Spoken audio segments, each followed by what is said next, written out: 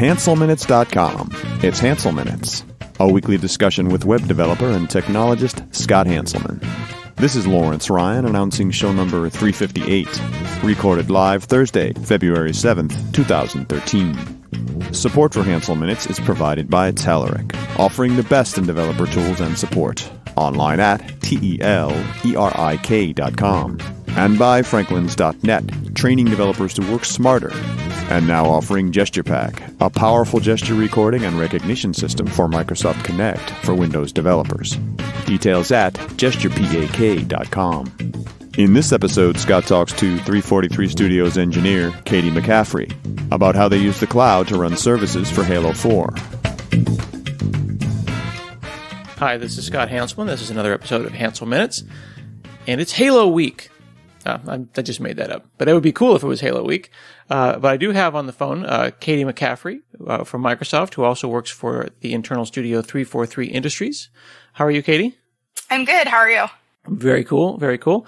I met you at the nerd dinner that we had a couple of weeks ago at the mall, which was very exciting. Yeah, that was cool. And you were up there with my buddy Hoop, and you guys work on the back end of Halo. Is that right? Yep. We work on all the services that power all the experiences and the Halo games. Okay. So I'm looking at, I've got Halo Reach, I've got Halo 3, Halo 4, I've got Halo Anniversary Edition I just got. Yep. All of those have back-end services? Yep, they all have back-end services, and in addition, we power Halo Waypoint and all the mobile experiences, the Xbox client, things like that. Okay, so I'm kind of ignorant to this. I know that when I do multiplayer, it's keeping track of my profile and my really, really low rank, and my horrible scores. And I assume that it's also sending real-time information about where I am and what direction I'm looking and stuff like that. But what are the services that Halo needs to operate? Sure. So we have a bunch of different services that we're currently that are evolving over time. We have the stats service, which records all of your stats data, so like your headshots, your kills, like who killed who with what weapon. That all gets sent up to us, and we keep track of that and make it available on our Waypoint clients, and also some of that data is available in game. We have a presence service, so when you are playing Halo Online, you are telling us periodically what you're doing, and we make this information available on some of our Waypoint clients, but mostly in game. You see this in the active roster on Halo. This is actually a different service than most Xbox Live titles use. It's a little more robust. We update more frequently and send more data. We also have a title files service. So this is where you get all your hopper files, so your different playlists, which tells you what maps and modes you can play. In Halo 4, this is how we deliver like some of the Spartan Ops playlists. Okay, so slow down, because you work on Halo all the time, and I play it like twice a year. So title files, that's like when I go in and I say I want to play Deathmatch, or I want to play whatever with the skulls, and those graphics that come down? Yeah, so it's basically just a list of different maps and modes that you can play and matchmake into. So we update those weekly right now in Halo 4. So like we didn't originally launch with SWAT, I believe, which is just a game type in the Halo universe. And so a couple weeks later, we then made a SWAT playlist because people wanted to play SWAT as well.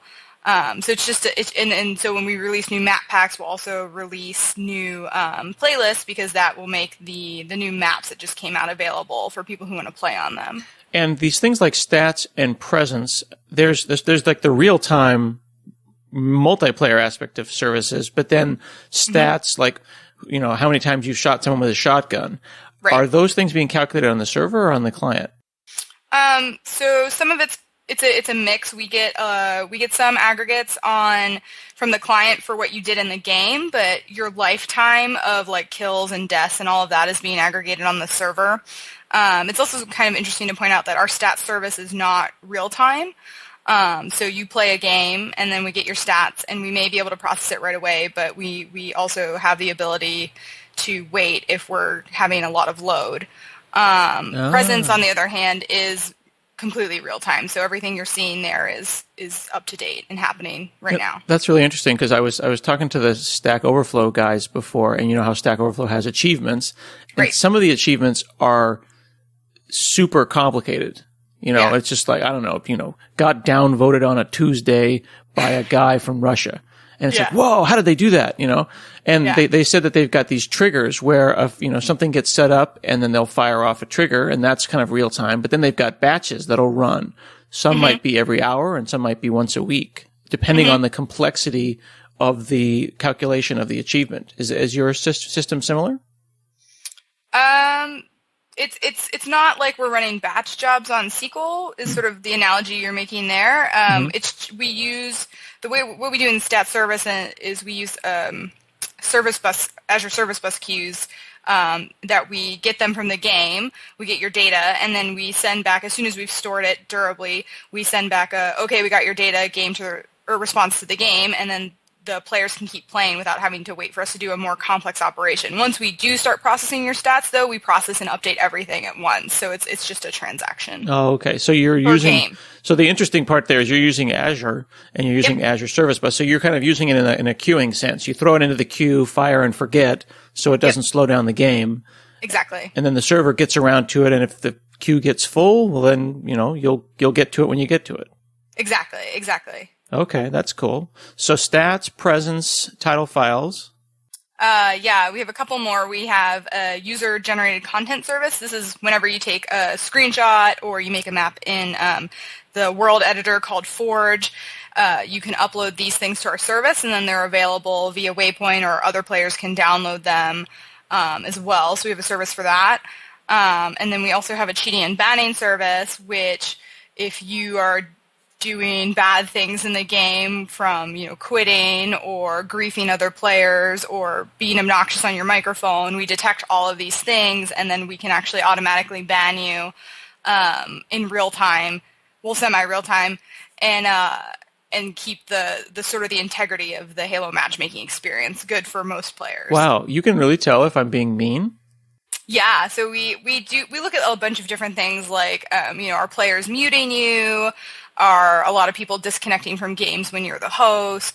We have a lot of different metrics that we use to run and determine what we should ban people. And we have a bunch of flexibility in our system, from we can ban you for a day if we think like maybe you aren't being really mean, or like doing it inadvertently, or if you keep doing it, we can ban you for longer. And this was a system that was also in Halo Reach, and I believe 3 as well.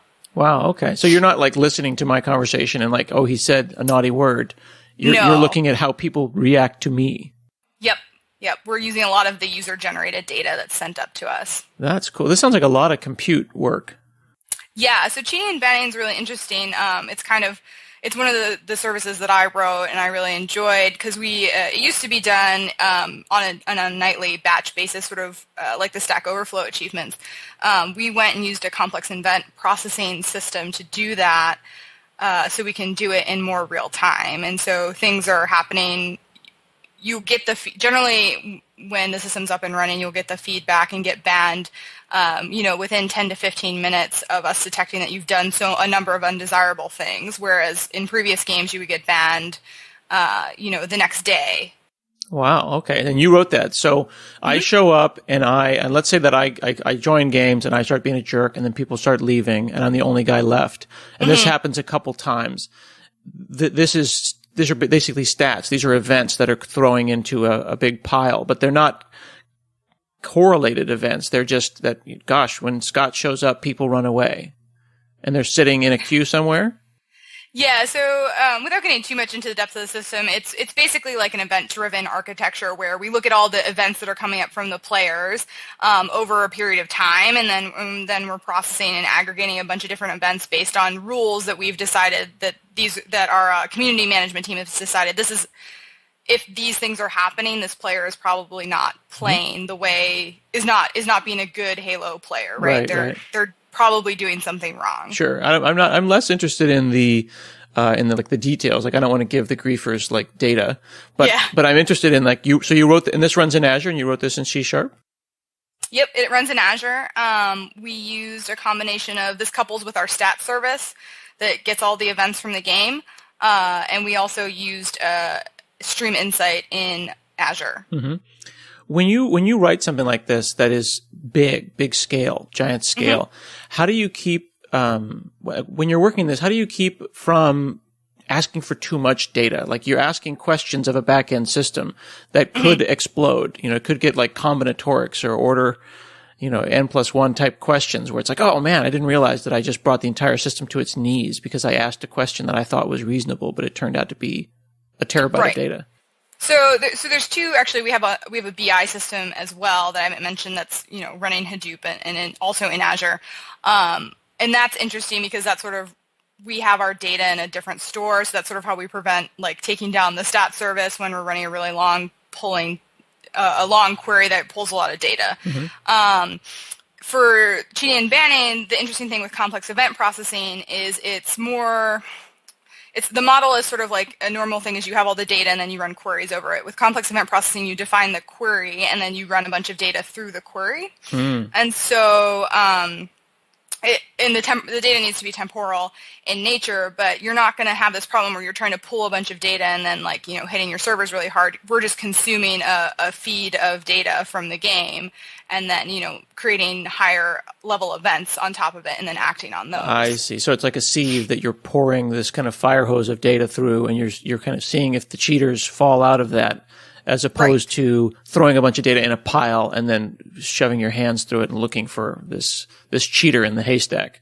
Yes. So it's sort of a different way of processing large amounts of data. That's cool. Okay. So stats, presence, title files, user-generated content, cheating and banning. That sounds super interesting. When I log in, I'm talking to Xbox Live. That's not part of Halo. Exactly. So Xbox Live provides a set of standard services that allows the game to find our servers as well and talk to our services. It also provides things like when the matchmaking that is running is actually running through Xbox Live, achievements run through Xbox Live, things like that.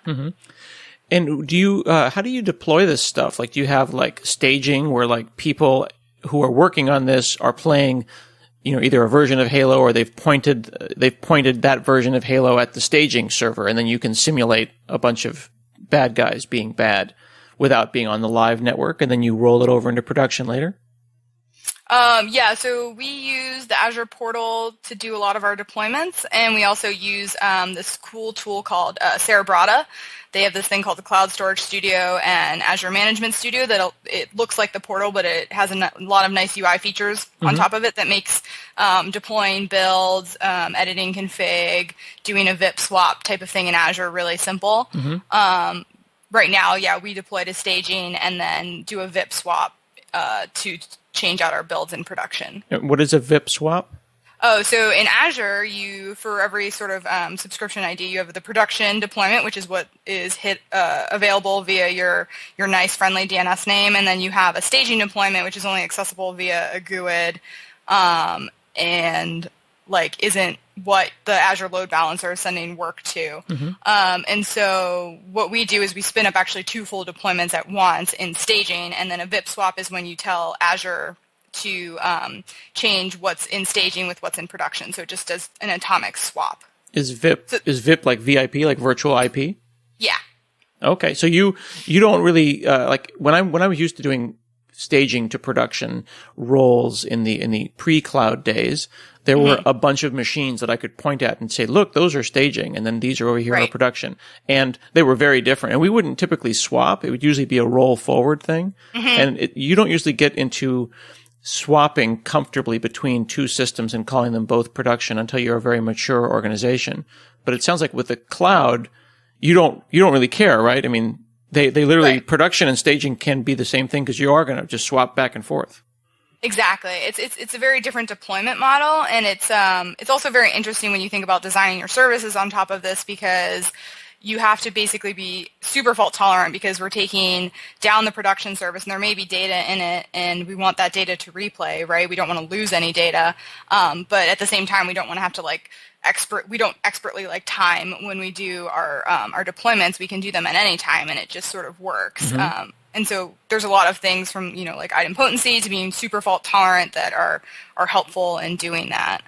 When we would have people on like a shopping cart in the apps that I worked on, we would start to kind of slowly drain them off. So we would slowly bring one production site down and slowly bring the other one back up. Mm-hmm. Is that similar kind of thing, or are you literally swapping the entire thing out from underneath them, and the queues keep it from feeling like something's happened? Yep, exactly. We just swap them in and out. We don't really do any drain off right now. Wow. Will you do that like on a random Tuesday afternoon, or do you wait until like the middle of the night? Because someone's always playing Halo somewhere. Exactly. Yeah. So we do deployments. We try to do like really impactful ones at night. We don't get up at like 2 a.m. and do deployments. We do them generally during the day when we're here. Mm-hmm. And then launch week was its own special thing, because I guess it's notable in game services. You have this very different load pattern where on launch night or launch week, in the first couple of weeks, you see your highest number of concurrent users, and then it sort of tapers off and becomes more stable. Whereas most services, you sort of have like this gradual ramp up to your peak number of users. So to sort of help with this, on launch week, we had at least 5 people in the office around the clock. We were working like 8 to 9 hour shifts, and then, addressing issues and monitoring when they came up. And so that week we were just like fixing things and switching in things like, at least once or twice a day. Does it feel like helpless in that you're using this cloud service that you didn't make? Like, you made what sits on top of it, but you didn't make Azure. So like from the perspective of you guys, the Halo team, that, there's this company out there called Azure. I mean, we happen to be Microsoft, but, right. It's a thing you didn't make, so you can't control it. And I always thought about that, like Netflix uses Amazon, and like if Amazon's mm-hmm. down or if something happens, the Netflix guys are like, what do they do? Just call a 1-800 number? Or how do you freak out when you can't like go and reboot the server yourself? So there is the Azure support team as well, and then because of our scale and size, we had some help from the Azure team and people that we could call directly if that happened. I mean, but in any system, there's sort of like, right, you don't really even own your machines. They're in a data center somewhere, mm-hmm. and you have people who could go and like, kick out a power cord and like, obviously this doesn't happen all the time, but there are issues there as well, whereas like a drive will just fail, and like I can't control that either. So Azure's just a different set of problems, and it helps that we basically rebuilt the service stack from the ground up to be on top of Azure. So we sort of address those issues, like, right, we know from the beginning that they can pull any VM out from under us and restart it. So we went and built the system with that in mind. That's interesting. So there are people who might move an existing system over, and I think there's a lot of discussion mm-hmm. around migration and moving this website or that website. And then there's also concerns about vendor portability. There are those who are always paranoid about that, so they'll build their system based entirely on VMs. But mm-hmm. I'm hearing you say that you looked at the things that Azure offers, like compute and storage and Service Bus, particularly Service Bus, mm-hmm. and built it to sit on Azure and to use the Azure stuff. And it doesn't have an identity that is not attached to cloud services. Exactly, right. So this is the first, I guess it's interesting to point out, this is the first game that is built entirely, or Halo game that is built entirely on top of Azure. Our backends before used to be in physical data centers. And so we took, our team took on the challenge of rebuilding and porting it to Azure, because for a number of reasons, with the load pattern, it makes a lot of sense because you can start turning things off as you don't need them. You don't have to buy all this really expensive hardware that then goes out of warranty. Right, we get the nice elastic scale. And so that was really worthwhile to us as a service, and we wanted to do that. And it makes a lot of sense for, future experiences and maintainability of the service. And so we just rebuilt everything on top of Azure, and we re-architected and looked at every service, even though a lot of them are the same as, have the same names and have the same functionality of what was in previous Halo games. Mm-hmm. But we went and built it for Azure specifically. Were there discussions where you had to say, well, do we know if Azure is big enough for Halo? Like, I don't know if you're the biggest client, but I'm just saying, like, there must have been whenever you're evaluating a cloud service, you're like, is this going to be big enough? Because we don't know how popular Halo 4 could have been. It could have been bigger than Azure, maybe. Right. So we definitely had a lot of conversations and worked with the Azure team to make sure, right, that we could get the number of cores that we needed, that they were scaling out, and so that was right, great. I mean, I think we talked with Clemens from Service Bus, and during one of our perf tests, we actually took production Service Bus queues down, and so but they worked with us to make sure to fix the problem and make sure that they were ready for launch. That's pretty cool. I had this conversation with a guy from Netflix. He was explaining how they were his cloud service provider was going from spinning Rust hard drives over to SSDs, and this guy in the audience calls out, "Well, SSDs fail, and what about this and that, and performance and trim and da da da da da da." And the guy from Netflix was like, "Well, that's not my problem. Like, I'm renting them." Exactly. And I was like, "Whoa!" That just totally blew my mind. Like, oh my goodness, he's so enlightened. I'm renting them. Like, yeah, drives fail, but it's not my problem. Like, for someone like Netflix, where a popular movie comes out, or someone like Halo 4 comes out, I'm going to rent a bunch of hard drives, and when I'm done and the game becomes less popular and Halo 4+1 comes out, then I'll just rent some more. So like all those machines you had in data centers, like before, you don't need those data centers. Exactly. Well, so we still do support like all of the old games we haven't migrated to Azure. So we still own some physical machines and some data centers, but it's really nice for entertainment when you sort of look at the way that those the users sort of like flock to one hot thing of the moment, and then it drops off. But you can still support the long tail of the entertainment experience in the product, because you don't have to maintain all these really expensive machines. You just keep up the number of cores you need running. And it is really nice. I kind of really enjoy like not getting woken up in the middle of the night because, the SQL drive failed, right? Azure just deals with it and spins up a new instance of a node that went down for me, and I don't even get notified. Yeah, exactly. And also, I think as a user of games, I always hate when a game that I really dig, I get a notification that like, oh yeah, the backend service for this game is going away now because we can't afford it. It's like if you're on like Halo 15 and I'm still playing Halo 4, you could go and run it on a machine and it's going to cost you guys $5 a month and it doesn't really matter, right? You could keep it running forever as far as you're concerned. Exactly. So, and that's one of the other nice things about this, right, is like we want our users to have a really great experience and we want them to play what they love. And so this makes it really easy to do that. And it makes it really easy to keep around all this data and whatnot. Like, I don't care. It's just out there and it's durable, and Azure takes care of a lot of the operating systems and the software upgrades for me. There is one framework that you're using that I had not been familiar with that's called Orleans, like New Orleans. What is Orleans?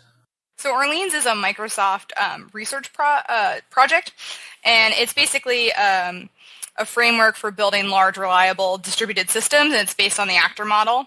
And so we partnered with them really early on and thought this was a really cool thing and would help us build and write the code much easier.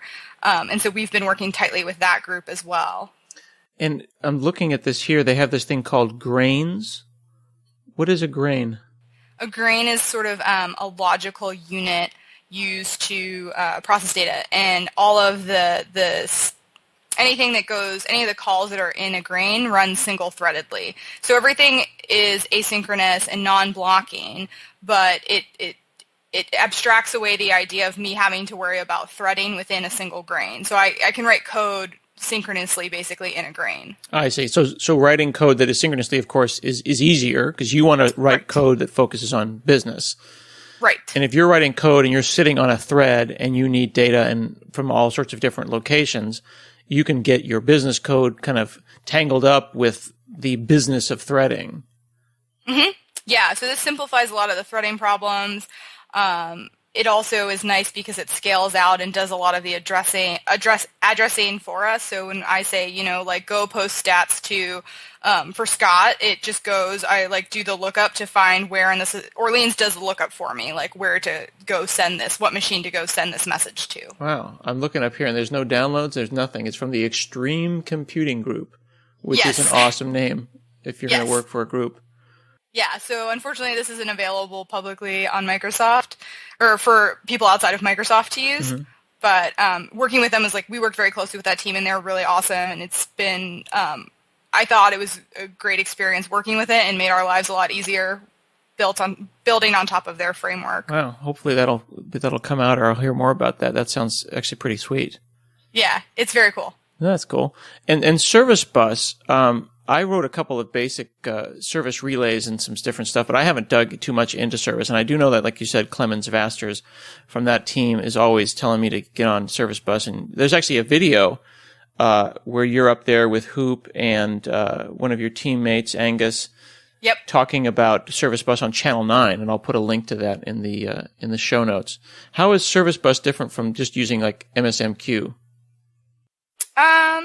So I'm not super familiar with MSMQ, like looking into that, but we chose to use that because it gives us the ability to scale out really easily, because we wanted to be, the main goal there is we wanted to be able to have the server go down just in case it did for whatever reason for, I think 2 to 3 days, and we don't lose any data. So we use Service Bus to build in the reliability of the stats system and the scale, because when on lunch night, we get a ton of users coming in playing, and perhaps we had issues with stats, or we just couldn't process as many games as quickly as they were coming in. Service Bus gave us the ability to sort of queue that data, store it durably, and then process it as we had time, so we didn't just slam our servers. And Service Bus is a service on Azure that you're abstracting away what's underneath it. Like, you don't have to think about if there's VMs underneath the Service Bus, right? If you want more service buses, you just dial it up? Right. So you just basically say, I want this many queues, and that gives you a set amount of data that you can use, and then you throw things into the queue, and then you can pull them out, and once they're in, they're stored durably, right? And so you don't have to worry about anything going down or getting lost. And it's pretty simple, right? You just push things on and pull them off, and it's there for you. So it's a really nice solution for building out the scale out. And does this thing automatically scale? Like, you're looking at your database, you're looking at your message sender, you're looking at the receiver of the messages. These things are kind of ebbing and flowing as traffic comes and goes. Right. So it's not elastic in the sense that they don't automatically spin up queues as the traffic wanes and fluxes, right? We have a set number that we use, and it's also the same way for all of our compute and storage instances. We basically planned for amount of load, and then as we go through, when we do deployments, we'll actually take down the number of cores we're using and make that decision. We don't have anything built in right now to do that elastically and just determine that for us. And do you use queues, Service Bus queues, and Service Bus as a relay? What do you mean by as a relay? There's Service Bus relay service. Oh, okay. And there's Service Bus queue. I believe we just use Service Bus queues right now. Okay. Cool. And what do you do for logging? Like, if you have to go and debug all of this, what's your log? I hope you don't have text files. No. So we have an ETW, event tracing for Windows logging system in place. ETW? Yep. What is that? So so it's basically it's a new product of .NET 4.5. It's sort of a model for sending events and tracking stuff like that. And because right now when you go to Azure, you can write to the WAD logs, which is the diagnostic table, but the number of logs that we actually wanted to write didn't scale. Right. So ETW was this framework that we basically built on top of that allows us to sort of ship the logs out and not have to store as much. You don't store all the strings, right? You sort of store the format once and then apply, when you're looking at the logs, it applies it for you. You just store all the parameters or all the variables that you're popping in and out. And then we also use MDS, which is an internal Microsoft tool right now to view the logs and whatnot. So ETW, for folks who are wondering, means event tracing for Windows, and it's a kernel mode logging feature, like you said. Yeah. But this is something that was added in Windows Server 2008, and it's basically integrated into the kernel such that you could turn it on and off as you're going, and it's very, very low overhead. Yep. Yeah, it's pretty nice, because if you have a user mode application, but you want to get some really low level debugging, including things like even device drivers. You can go all the way down to the bottom if you want to. It started actually in Windows Server 2. It's Windows 2000, but it got really, really interesting in 2008 Server when IIS and different websites started using it. Mm-hmm. Interesting. Okay, and so then you view that from a larger application, a larger viewer, a log viewer.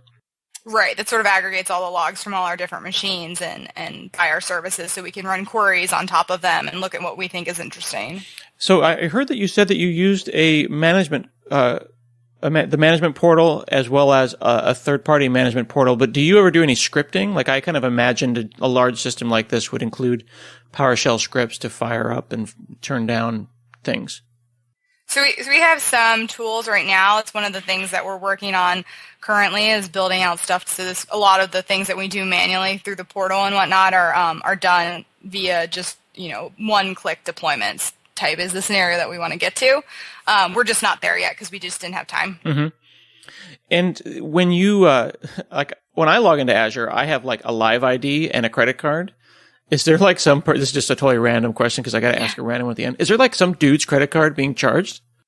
I am actually not sure how our billing is set up. I know one of the funny things is we also used to be on like one developer account in Azure. Yeah. And because we were new to Azure, everyone wasn't shutting down their cores and their deployments every night because you just don't think about that coming from a traditional service background. And so they gave every developer, we now have our own accounts so that they can see who's costing them a lot of money. Oh, that's awesome. Okay.